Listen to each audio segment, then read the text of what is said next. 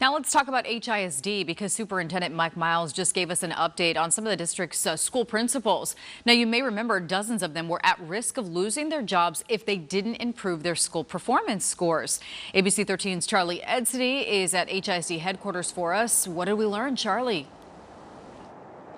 Good morning, Rita. Well, Superintendent Miles reiterated over and over during this press conference that he never threatened the jobs of 117 HISD principals.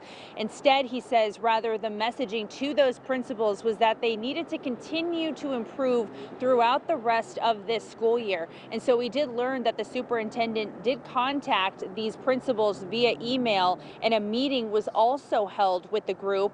And so we know that this group of principals were selected based off of scores from a proficiency screening that happened earlier in the year that primarily focused on scores for student achievement as well as quality of instruction.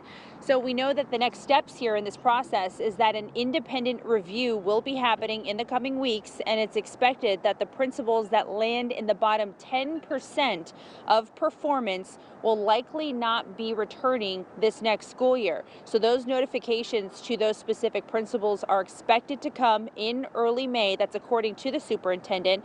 And Miles also reiterated that no principals were threatened with termination in the actual emails or meetings that they attended.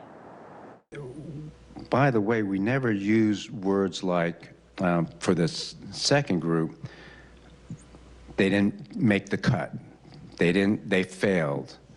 They better, shape up. They've been put on notice. We've never said that. That's not in writing. That's not anything I've said. So let me just tell you what they've heard and what I'm telling you today.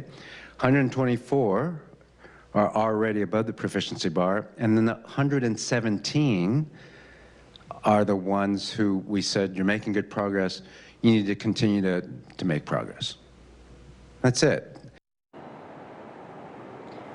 All right, so you just heard their comments from Superintendent Miles moments ago during this press conference, and we also got confirmation that he says it was an internal email sent to these principals that he said was illegally leaked to the media. That's how more people ended up finding out about this. And so right now, Miles says the focus is on finishing out the school year strong, and he says that the wording used to these principals was to continue to make improvements. He says he never threatened anybody's jobs. And so, of course, we'll continue to stay on top of this and bring you the updates as soon as we have them. Charlie Edsity, ABC 13 Eyewitness News. Yes.